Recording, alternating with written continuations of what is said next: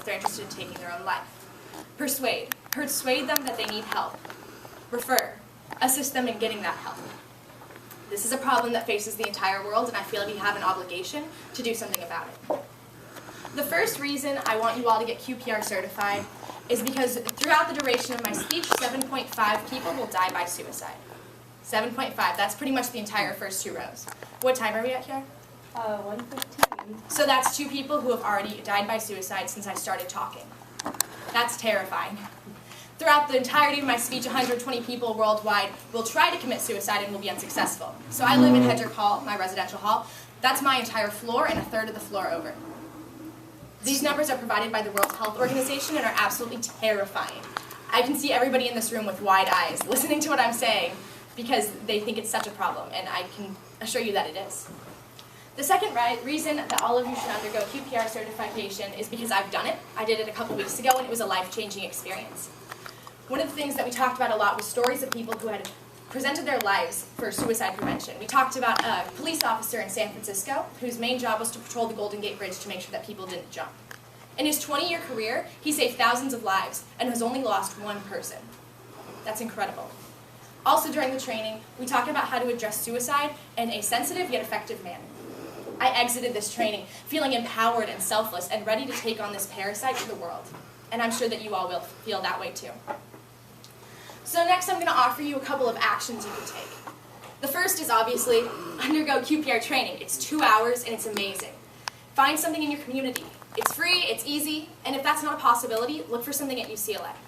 On Tuesday, I was appointed the undergraduate representative for the Student Health Advisory Committee, and one of my missions is to make QPR training more accessible for the students of UCLA. So by this time next year, none of you will have a single excuse as to why you are not QPR certified. If you can't get QPR certified right now, I completely understand, but there are other actions you can take. First, be sensitive in the way you would talk about suicide. I know it's finals week and a lot of people are really stressed out, but saying, "Oh, I wish I would die so I didn't have to take this final," or something along those lines is extraordinarily insensitive, and nobody should be saying anything like that. Also, don't perpetrate stereotypes about suicide, like saying, "Oh, it's their fault, the victim's fault, the family's fault, the friend's fault, it's nobody's fault." The third action you can take is to be nice to every single person that you meet, because you never know what they're going through. During the training, we talked about a guy who tried to commit suicide and was luckily unsuccessful. He took a 2-hour bus ride from his home to the Golden Gate Bridge, unconsolably sobbing the entire way, and told himself that if one person asked if he was okay, he wouldn't jump. Nobody did. The benefits for this, I believe, are obvious. You're helping save lives, you're helping change the world and make it a better place for our generation and generations in the future, which I don't think is anything anyone can say that they're not interested in doing. I have now told you 2 reasons why you should undergo QPR certification and offered benefits and actions that will come as a result. I hope I've persuaded everyone here that it is worth the 2 hours it takes. In 7th grade, after 7th grade, I went to summer camp, and I learned that my peers were suicidal, and I did nothing. By my sophomore year in high school, one had died by suicide, and another had been hospitalized for trying. I didn't make a difference. I didn't do anything bad, but I can promise you I will now, and I hope you all will too. Thank you. Thank you. 4:17. 4:17. Well, it certainly didn't break the time barrier, did it? Okay. Danny, do we always start with you? Sure. Let's do it again. Hi, Brian. Hi, Brian. Great speech, very effectively delivered. I thought the strongest parts were definitely your analysis of the statistics, the way that you relayed them to us concretely. I thought was really smart and well done. And I also thought the story was really effective of the drive and asking if one person could ask him if he needed help. Like that really stuck with me. So really good job. Thank you. Stories really draw us in, don't they? They make it come alive, and we should all remember that. Yes, please. Hi, I'm Emily. Hi, Emily. I also thought your speech was very good. I was really drawn in with the statistics as well. I think to increase You're steepling. time, slow down a little bit, especially towards the end. It seemed like you were trying to get through it, so slow down. Yeah, I liked your speech. It was a unique topic. I'll start with Emily's comment. You did seem to be almost in a race to get through it. And I don't know if you were worried about going overtime or what or Yeah, something. last time I went way over, so I'm Yeah, trying to so not do that. that's not going to happen again, huh? Okay. I have, before I talk about the details of your speech, I want to ask you this question. I found your introduction quite shocking, drew me in, and I thought, so many young girls wanting to die and away at summer camp. It seems like an idyllic situation. Did you ever ponder either then or now why all this malaise, all this sadness, all this desire to kill oneself? In my hometown is like one of those like ideal little suburban towns where everything is like clean and perfect and stuff, and there's a lot of pressure on all of the students there to like be the best. And so I think that the community did not do a lot to foster a positive atmosphere in its youth. And I think that the more we face like these specific expectations of what women are supposed to look like, what they're supposed to do, our youth, especially our like tween girls, are very, very susceptible to depression, to suicidal thoughts, etc. And I think it's a serious problem, and I don't think that my community has done enough to deal with it. So I'm actually undergoing the process of becoming certified as a trainer for QPR, and I want to do stuff here, and then I also want to go back to my hometown and potentially do a QPR certification class for like at least the teachers at my high school. Right. Okay, well that's a little bit helpful to have an insight into, you know, the why. Maybe you could have spent a little more time on the why. The other question I had is on the solvency of the QPR training. What is the statistic or claims that they make? I know that in the short term it may work. Does it work in the long term? Have they done both short and long term studies about suicide prevention? I know you can walk people off the Golden Gate Bridge, but then they jump in front of a car 2 days later or something. I don't know the exact statistics, but Yeah. what usually happens is people decide to commit suicide and then they do it within a week. And if you can stop them, most people who try to commit suicide, like really try, like jump off the Golden Gate Bridge and survive. I think it's like a very high percentage, like 75% or something like that, don't try again. Don't try again. Something really high like that, don't try again. Well, that's good.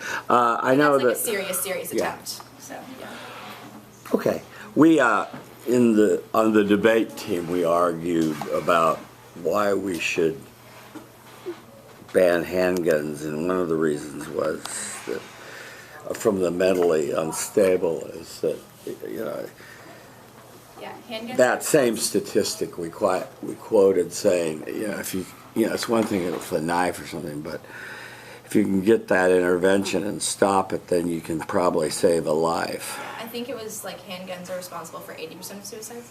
Right. Yeah. So it's an easy way out. Yeah.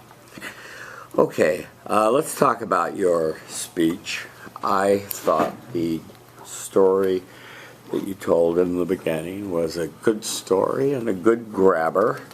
Kind of shocking to me, kind of sad to me actually, but you defined what QPR meant, so that was good. Your thesis preview was fine. My only quibble with your SIG statement is we see it everywhere, and it's time for us, stress more, Okay. to start preventing. Yeah. So, on your first reason, I thought that was well done. I liked the story of the fellow whose job it is to patrol the Golden Gate Bridge. That was a nice story. And I also liked the story of the fellow that said if one person it was a male. Yeah. One person asked me, I won't do it. Yeah, boy. On your, so you gave your two reasons, and I think what I needed to hear you say was that I would have more argued the reason we need to do this is there's an epidemic and there's something we can do about it. So I would have maybe played that up more that way as big problem, there is a solution. Not that you didn't do that subtly, but I would have made that a bigger narrative part of the focus. Your actions, yes. I like the fact that you're going to do something, you're on the board, so you're putting your money where your mouth is, shall we say, and that was impressive. So you're not just, urging us to do something you're not doing, so that was good. Be careful about what you say, yes, I guess so, yeah. And then the Golden Gate Bridge story was good. Your summary, your conclusion, and tie back to the 12-year-olds at summer camp was good. Your canais, finish on time, use your hands appropriately, no ums, and have purposeful pauses. How'd it go? I did finish on time. Yes, you did. I finished a little bit faster than I thought, but I think it was just I was nervous that I was going to go over. Right. Because I did practice a lot of times, but it kind of fluctuated every time I practiced. So I'm pleased I didn't go over, but I wish I could have not rushed as much at the end. Yeah. My hands I thought were good, and I only caught myself saying once. And I used a lot of purposeful pauses to kind of let messages sink in, which was what I was That's an important skill to develop and not be afraid. So many people are afraid of silences in speeches, in conversations. You're sitting at a table, you feel like I gotta say something. And it's like, well, you're crazy. So you did a good job. Did you have you had your Chicago, but you didn't have a bib, but you had your Chicago side at the bottom, so that's fine. Okay, thank you. Thank you.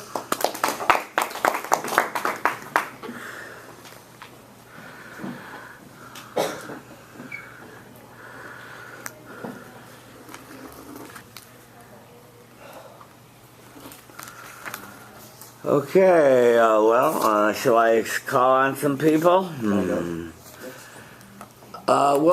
Yeah, I guess so, Moses. But you were okay. All right, I'll let you go. I'm not gonna dump on you for screwing up. But okay, go ahead. It's my outline. Okay, here you go. There you go. Good.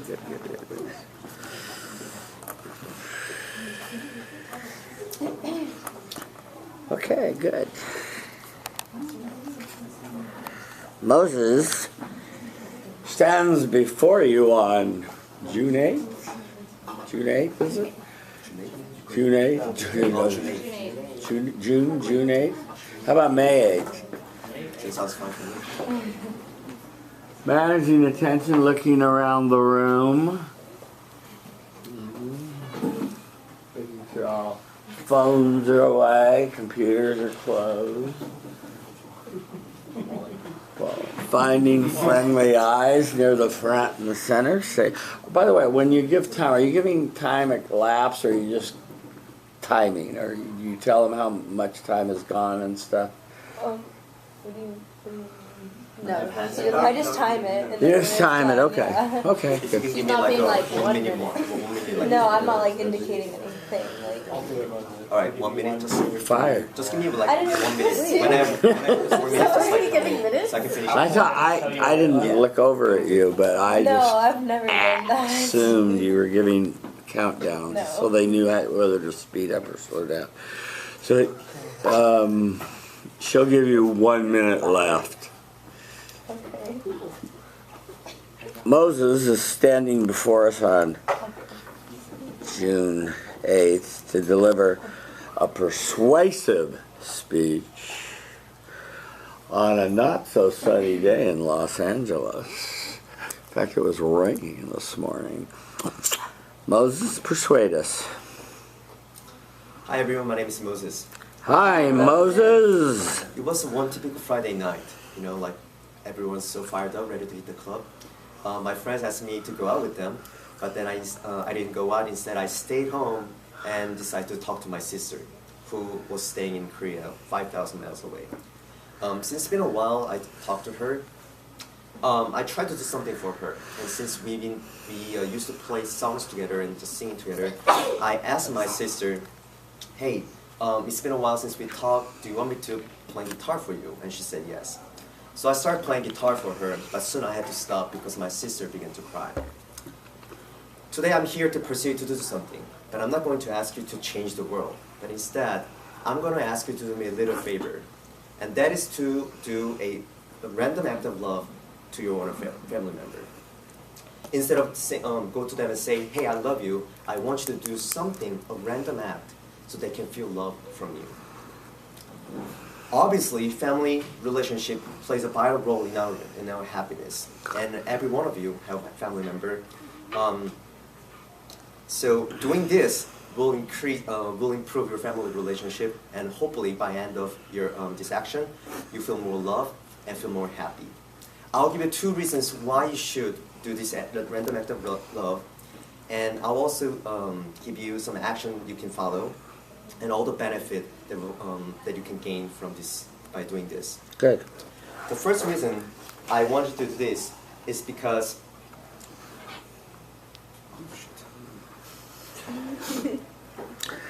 Family is health, happiness, yes. and harmony. Yeah. Because family health, harmony, and happiness is based on our relationship with family. It sounds very cliche, but it's simply the truth.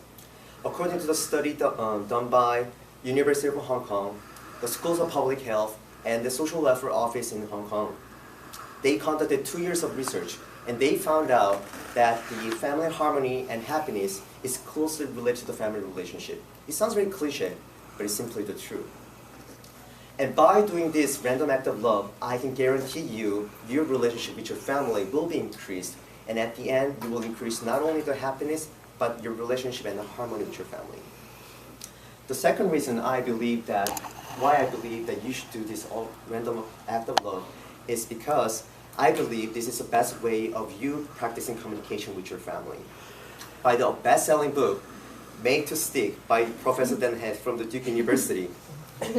By now, we all read this book and wrote the 25 Stanford, but good try. Stanford.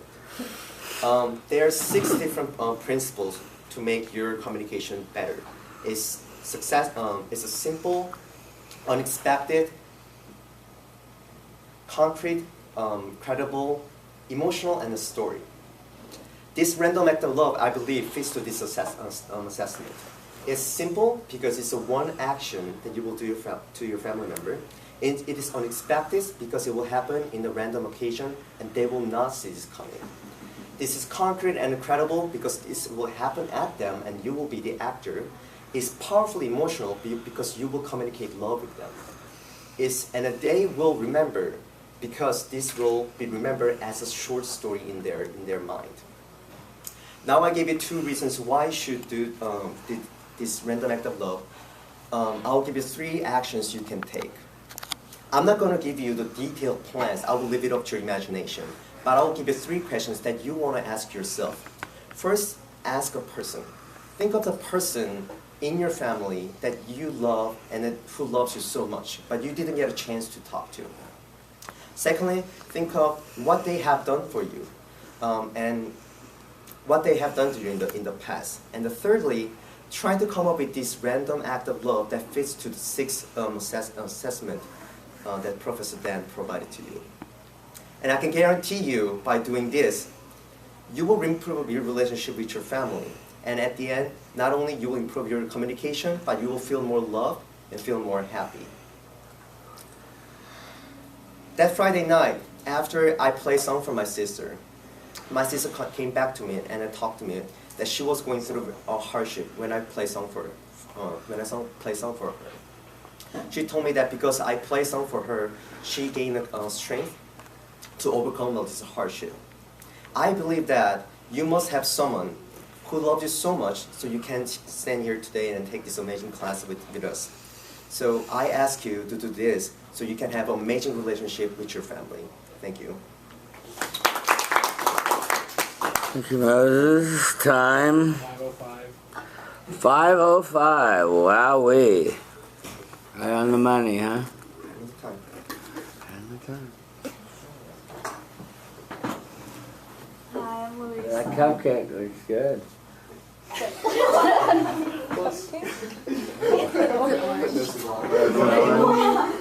Sorry. I think you did. That orange looks good. Hi, I'm Louisa. Hi, Louisa. I think you did a good job. I like how you started with a personal story and then tied back to it. Improvement. Hi, I'm Olivia. Hi, Olivia. I like your speech as well. So maybe you could be more fluent. I think I'm not one. Maybe you could be more what? Like fluent. Fluent. Like, yeah. Yeah. Yeah, okay. Well, Moses, let me start by saying it was a good idea, the speech. And play it forward is a nice idea, and it's been done in my class a couple of times, and it's can be very compelling. And it's similar to the model that I showed you, had you all watch, and it is an easy thing for one to do. And you gave some personal stories as your evidence of showing that it worked. So that was all good. Let me talk about how this might have been more executed more effectively and been even more persuasive than it was. You started with a introduction saying that everyone goes to a club on Friday night, but not Moses. He called his sister in Korea and talked for a while and then began playing the guitar, and she began crying. And that was a good story and a very interesting, unexpected thing that happened that you told us about. So that was, a good grabber and drew us in and made us want to listen. Do random acts of love toward your family, and my question is, why only your family and not everybody? But okay, you have people are dying in a lot of places, so you have freedom. So you have the freedom to choose just the family. That was fine, but I wondered to myself, why not everybody? But you chose to focus on doing random acts of kindness to your family. Your sixth statement was a little short, but still good. It shows you understood the concept of the significant statement of our lives, so that was fine. Your first reason, which you blanked on, but then finally brought it to the forefront, where you talked about a study. When you listen to yourself tonight, you're going to see that the results were sort of unclear, a little self-referential in my judgment, and really weren't really, it wasn't that compelling that what that study got us to conclude. So I'm sure the study had more things to say. I'm just saying the way you worded the results, Moses, didn't communicate the most important thrust of the study. On your second reason, Dan and Chip Heath are from Stanford. You chose to use the acronym as a helpful mnemonic for people to use for this. That was sort of creative. Sure fit exactly, but it was creative and fine. What I didn't get was I got that it was a way to help you remember what to do, but I didn't know why to do it. But it almost seems like it should have maybe been one of the actions. So on the your specific actions you wanted your audience to take, you said, think of someone who means a lot to you, but you haven't talked to for a while. Stop. That's all you said. Okay, maybe they'll leave. But could you shut the door, please? Olivia, thank you. What you didn't say is, you didn't follow through and say, you haven't talked to for a while. Talk to them. You didn't specify the action. You need to specify. Remember, we say the more concrete the specific action you propose for your audience, the more likely they are to do it. On your second reason, think of what they have done for you and how you have done in the past to show your love. Once again, this is sort of, you want people to think, but I didn't get any really action here, and there were supposed to be 3 actions. I guess thinking is an action.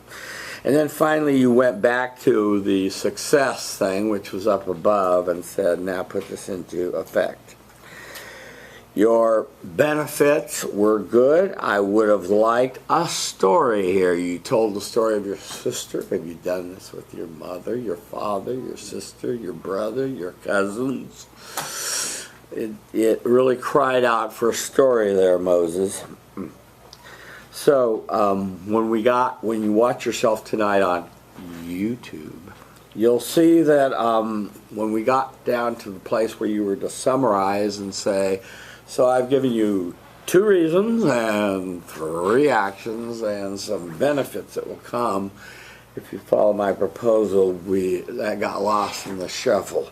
There should be no doubt in this room you should play it forward. Yes. Got lost in the shuffle, Moses. And I want you, to know the 7-part design of storytelling so you could do it in your sleep and you wouldn't miss it, see?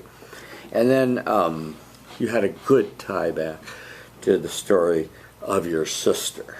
But it kind of had a hole in it by the way you ended it. Let's look at your goals or canais. You said you wanted to eliminate from your delivery.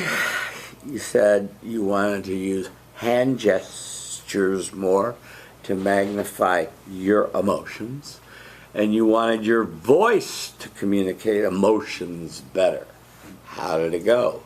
I obviously need more practice. I spoke many I could hear myself saying it, so I'm pretty sure other people can hear a lot more than I did. Okay. So that didn't go out well. Hand gestures and voice, same. I definitely need more practices. I thought about where I was going to emphasize my voice, but then I didn't really execute it. So yeah, there's a lot more to learn. And one of the ways that you can do that is you can, in your script, in your outline, yellow things and practice.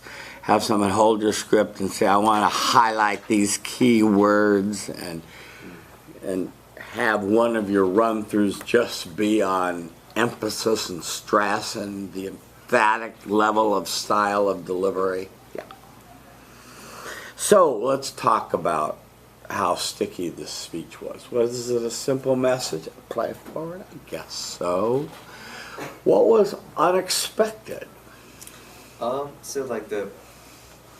there are a couple places I try to bring the unexpectedness. Like first, the beginning story, introductory, when I say everybody wants to go to the club, it's Friday night, I'd rather stay at home and call my sister, or when I say I don't expect you to change the world, but I just want a little favor from you, those little things.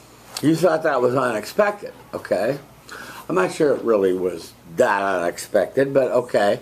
Let me just remind you that you want to design in something crazy unexpected or weirdly unexpected on your key point to draw your audience back in, because it's a memory point. It's an attention management device, okay?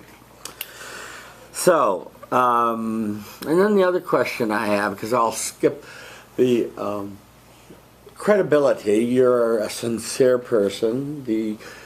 I already discussed with you how the credibility of your evidence could have been enhanced. Okay. Wasn't too abstract. It was concrete. What about the emotional connection you were hoping that you need to make with your audience to make a speech sticky? So the introductory and the tie back to my story with my sister supposed to connect this emotional ties with my audience, especially when, and I was telling that my sister was starting to cry. Yeah. That was a kind of like the strongest part that I was hoping to build. Okay, good. Emotional tie with my Good. audience. One thing I would say is just using what we learned about felt sensing, Moses, when you said, and when I heard my sister cry, I felt sad, I felt really bad. And remember your feeling and re-feel it, that felt sensing, and then we'll re-feel it too, rather than just presenting a sad situation and say, oh great, okay Caesar, feel sad. I just told you somebody cried, right? So you can do more than that. Other than that, good job. Thank you. Thank you, Moses.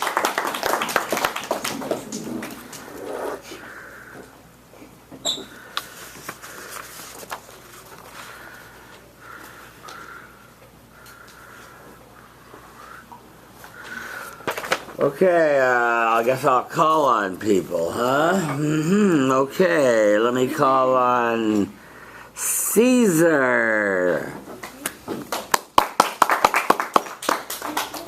Hi, Caesar. Hi. How you doing? Oh, this is the self-evaluation. Yeah, I'll staple it together so it doesn't get lost. With the green meanie.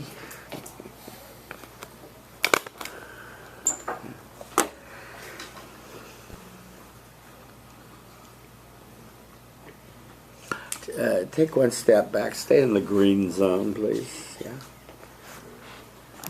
Good. Caesar stands before you, managing attention, communicating respect, finding friendly eyes near the front and the center. Say your name. Feel the love. Start your speech. So, everyone here at times we stress out, right? Sometimes you feel stressed out. Everyone here? Alright. So, according to a 2015 report done by the American Psychological Association, millennials reported having stress levels of 6 on a 10-point scale. This is 3.1 points above what is considered healthy. Since the age of 13, I have suffered from chronic headaches that paralyze half of my body. I mean, the left side of my body. Yeah, they paralyze the left side of my body. And sometimes the pain is so unbearable that I have to take ibuprofens like if they were vitamins. Like, I could run through an Advil, like, what do you call it, like capsules, like, in 2-3 weeks. And so the pain is just, like, so unbearable. But particularly on the night when I was, like, 14 years old, I woke up at, like, around 2 in the morning. And the pain was just so intense that it landed me in Cedars-Sinai emergency room. And doctors withdrew blood. They ran several tests. They put me through a CAT scan. And they diagnosed me with stress levels comparable to those of a grown man. And so afterwards, the doctor suggested to my mom that we seek psychological counseling. And so today, I want to persuade you all to stress less. I will present 2 reasons and offer I will present two reasons and offer actions and benefits that will arise if you follow my plan. So as college students, we all stress out. We stress about keeping our good grades, studying for finals, and overall just balancing life with academics. But so much worrying can become stress, and then stress becomes mental and physical health issues, which includes sleep deprivation, loss of appetite. This is all according to the same report, 2015 report by the American Psychological Association. And so being stressed is a condition that affects you all as college students, not only academically, but also mentally. So this is why you shouldn't stress. And so the first reason that you all shouldn't stress is because stressing out doesn't achieve anything. It actually hinders you academically. For example, according to a 2016 report released by New York University, extreme levels of stress can hinder your work effectiveness, and they can lead to poor academic performance. And so in the same study, 6 out of 10 college students reported feeling so stressed out at one or more times that they couldn't get anything done. And so obviously, as college students with these side effects, as college students, we cannot function with these side effects of stress.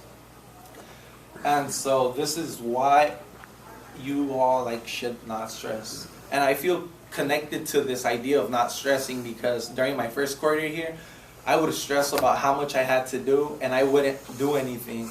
And so I would stress myself out unnecessarily, and this just declined my health. But I'm learning to not stress out for no reason anymore. And so the second reason you all shouldn't stress out is because according to the same report, 2016 report released by New York University, extreme levels of stress can actually suppress your immune system, and this leads to psychological conditions such as anxiety and depression, which aren't ideal conditions for all of us to be going through as college students. This will hinder your ability to perform academically. And so I want to give you all 3 concrete actions you can take to not stress. And the first one is breathe. Breathing, take a few minutes of your day to breathe. Number 2, be proactive. Plan out your day and be organized. Number 3, meditate. Meditation helps with relieving anxiety. And so when you perform these actions, the benefits that you will get is 1, through meditation, psychologist Robbie Hartman suggests that meditation alters your neural pathways in your brain, which in turn decrease stress. Number 2, by being proactive, you avoid the stress of last-minute cramming and doing all your work last minute and not doing it effectively. And then 3, breathing. According to psychologist Judith Tuden, breathing actually counters the effects of stress by slowing down your heart rate and decreasing your blood pressure. And so, in summary, I have told you 2 reasons why you should stress less and some actions and benefits that will arise from doing so. There should be no doubt in this room that you all should stress less. It's not good for you either academics or just generally in life. And although I don't take ibuprofen like vitamins anymore, I still have headaches, but I've learned to manage my stress. Thank you. Thank you. Time. 6:13. Okay. Where be? Yes, please. Hi, I'm Sydney. Hi, Sydney. I really liked your speech. I thought you picked a really good topic because it was super relatable to all of us as students. And I liked your intro. I thought it grabbed everyone's attention with the personal story. That was really good. And then you tied back to it in a kind of clever way. So I thought that was really strong. Good point. Improvement. Hi, I'm Stephanie. Hi, Stephanie. I think you could use a little more vocal variety to keep our attention since there were a lot of long descriptions and stories within it. A little bit more vocal variety would have kind of brought our attention back to the new topic. That's good thought, yes. Well, Let me start by saying I really like the honesty and self-disclosure that you had in this speech. I thought it took great courage to tell the group that you were paralyzed, stressed out, were taking Motrin like candy, which is horrible for your liver, and that you were told by the doctors at no less than, was it Cedars-Sinai, that you need psychological counseling. Very compelling story, and not everyone walks around and says, hey, I was told by doctors to go get counseling. So that was good. I appreciate your honesty, and it was a good grabber. Your thesis, mumbled a little bit. Your sixth statement was too long. Since you quoted from your study lower down, I didn't have the stopwatch going, but I knew you were going to go overtime because you were about at, what, 2 minutes or a minute and 3/4? 2 minutes, I was in. Oh, 2.5. Ouch. You want to be at no more than a minute with your intro thesis and sixth statement, okay? Because, we want to get to a meat. Where's the beef? The beef is in your main body. So,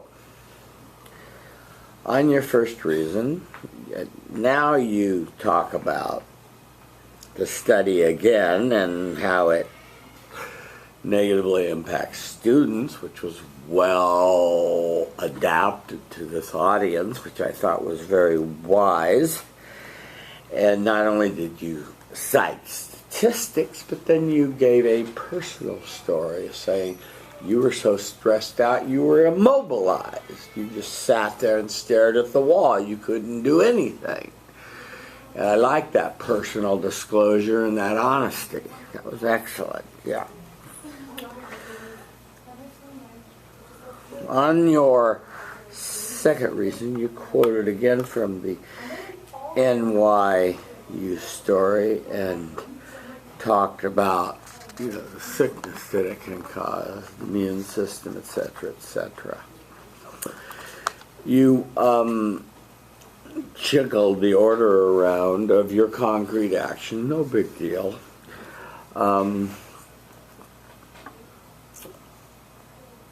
You didn't mean breathe, because we all do that. You mean deep breathing and become aware of your breath. That's breathe through your nose. Take 5 minutes every day to breathe. And proactive, yes, that was good advice. The meditation, and you cited the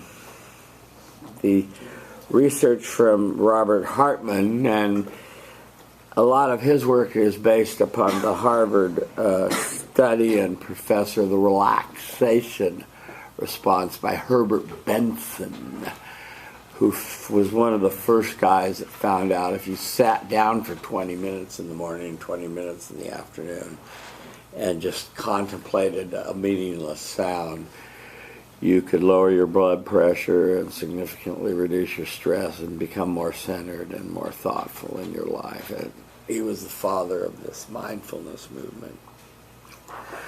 So your benefits were good, but because you're running out of time and stuff, they weren't quite fleshed out and concrete and specific enough for the group to really do. Summary, good. Conclusion, good. Tie back to your headaches, good. Canise. Use appropriate hand gestures. 2, tone variation. 3, don't clasp my hands. How did it go? I feel like 1 and 3 were related, because last time I was holding my hands like this. I feel like this time I didn't do any of that. I just used hands when it was necessary. And then tone variation, I think I still need a little bit more work with that. So, that was a simple message. What did you put in here that you designed in that was unexpected? Well, it was in the intro, the personal story about my headaches. Yeah. I just used that like to. Yeah, that really was, and that was good. The credibility, you quoted one study a little excessively. I think that could have had a second study that would have enhanced your credibility, shown you've done a little more research. But I quibble at that point. It's no big deal. Your own credibility was very high because of the way you were self-disclosing. And so you were very powerful as an example of what you were proposing. That was good. What about the emotional connection you had hoped to make with your audience? How did you try or hope to achieve that? Well, the whole speech was like geared towards the audience. They're all college students, so that's right. That was the way that I attempted to like appeal to them. Like maybe not through sad emotion, but more so like a tentative one, to where they're paying attention Relevant. about a problem Yeah. that's relevant to them. Good. Good job, Caesar. Thank you. It's a free country. People are dying in Syria, so you have freedom and liberty. Enjoy it. I saw you guys. She took it. She's like, I go. Hello. Stand back there a minute. Okay. Thank you.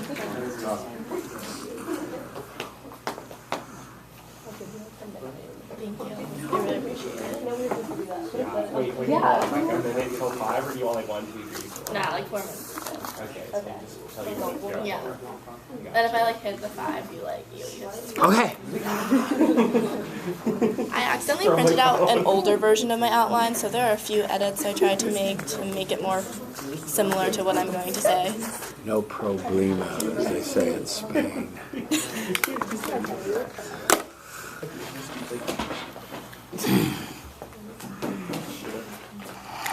Come forward toward the front of the green box.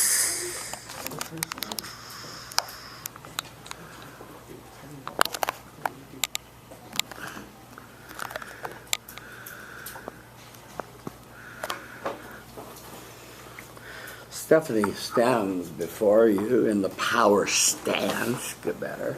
Managing attention. Sleepy. Communicating respect. Non-verbally. Oh, she almost texted, but she gave it up. Communicating respect non-verbally. Finding friendly eyes near the front and the center. Say your name. Feel the love. Start your speech.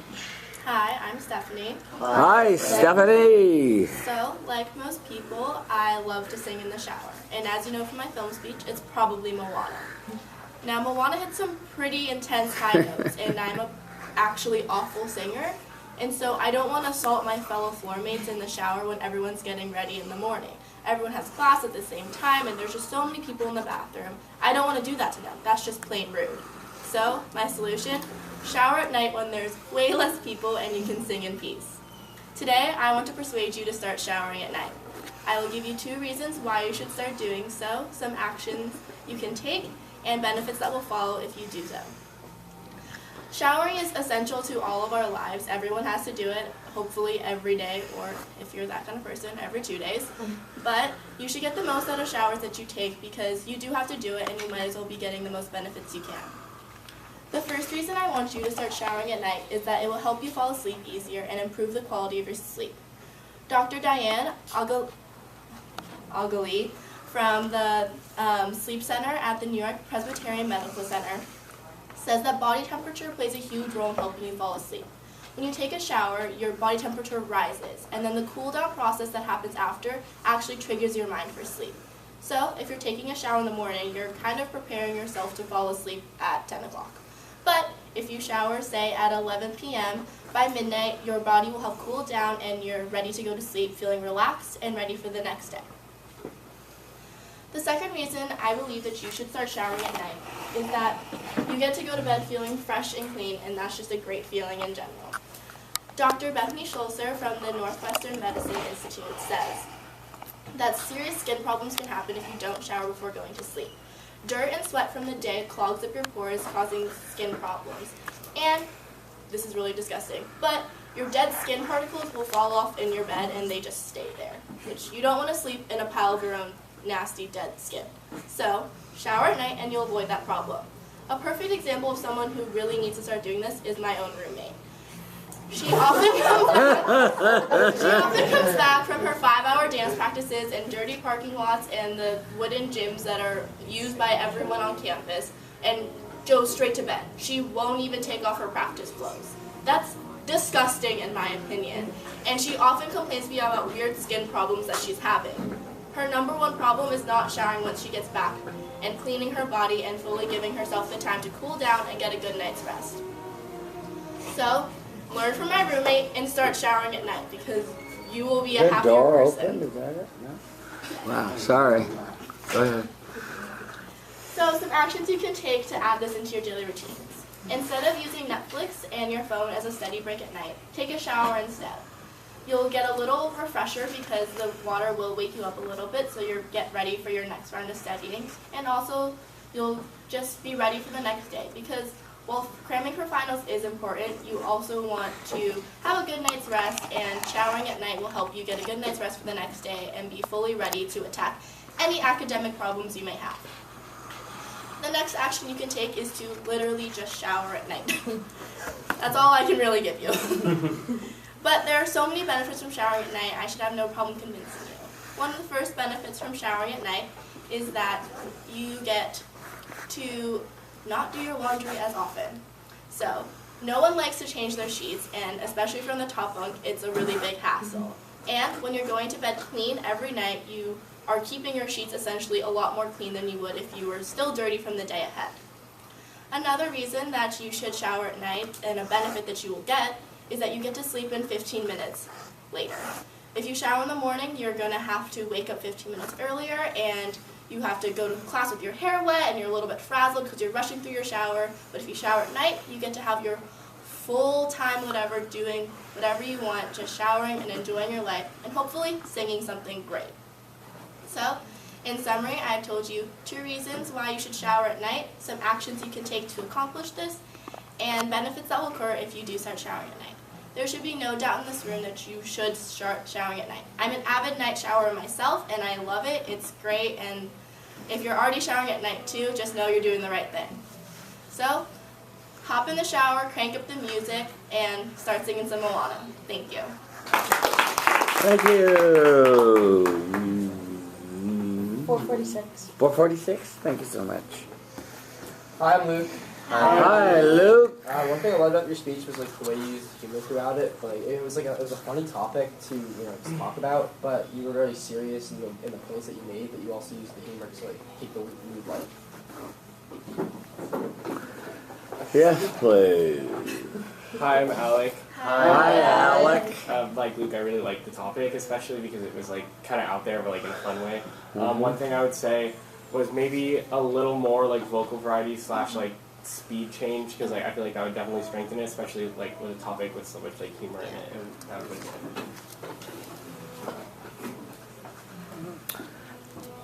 Yeah, that's not a bad thought. You had about 30 seconds, so you could play a bit with that, pauses and fast and slow a little bit more.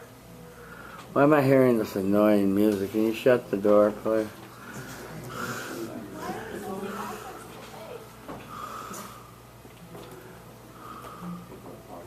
Excellent, thank you. So let's talk about your speech. I really like the creativity of it. In some ways it almost started off as a satire on persuasive speaking, but it also demonstrates something really important, that persuasive speakers don't always have to be serious and by the book and straight, and you, surprisingly so, I was waiting to hear if you could actually find some evidence on the importance of showering at night, and you did.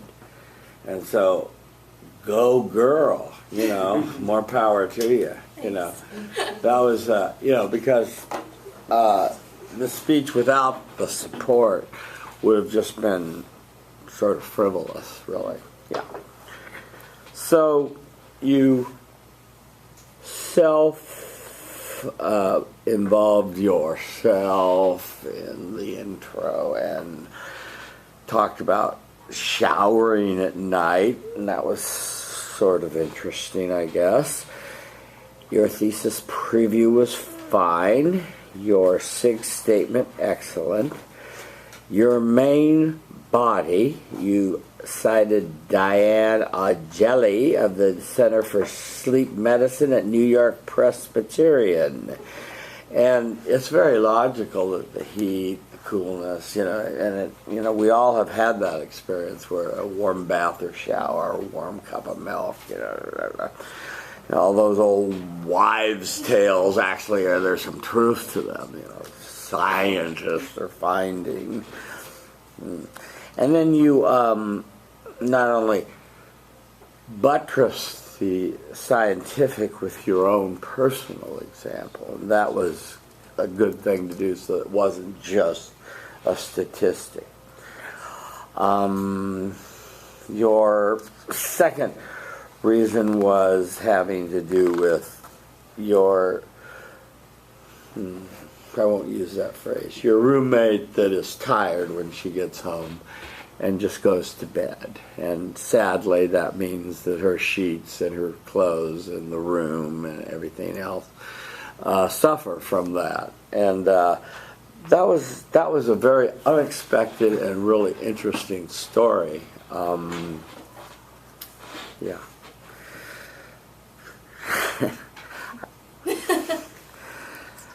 I want to ask, does she shower in the morning, or does she ever shower? Or in the afternoon. Like she'll go to class and then and then shower. Ooh, gosh. It's a long time before you shower.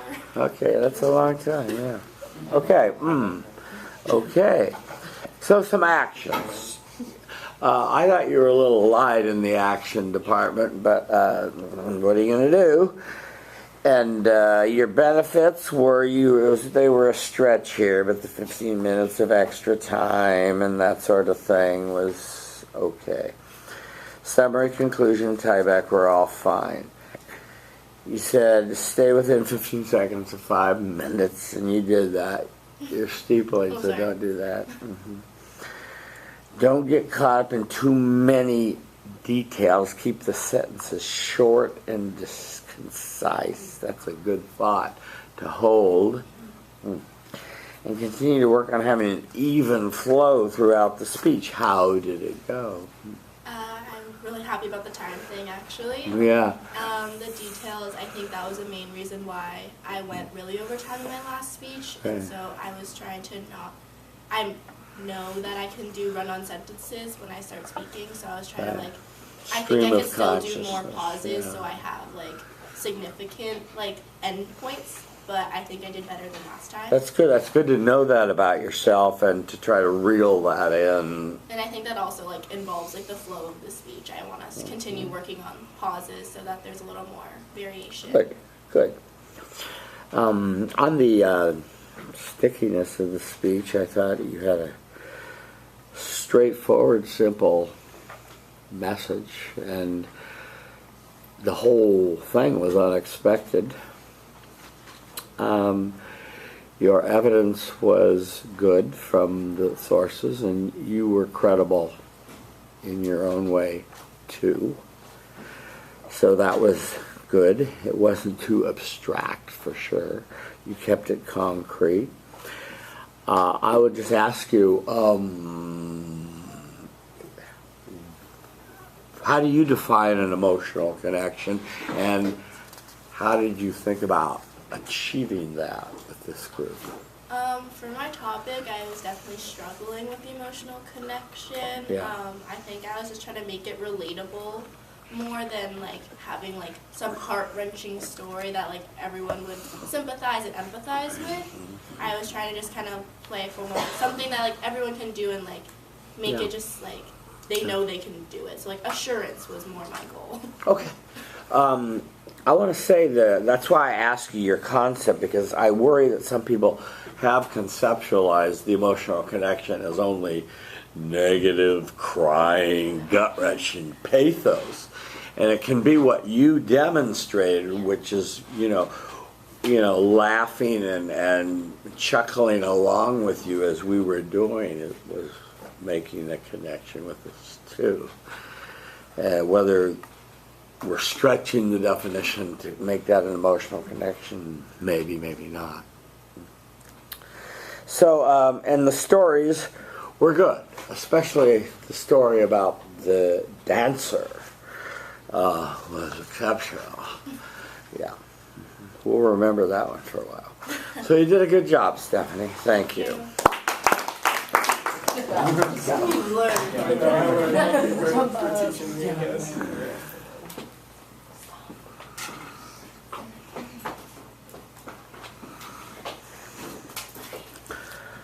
Okay. Oh, we have a volunteer. Yes, indeed.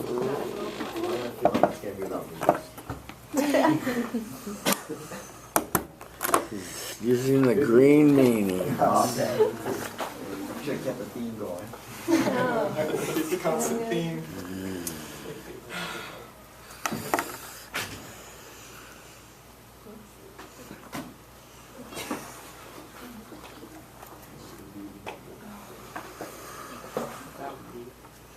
Wow.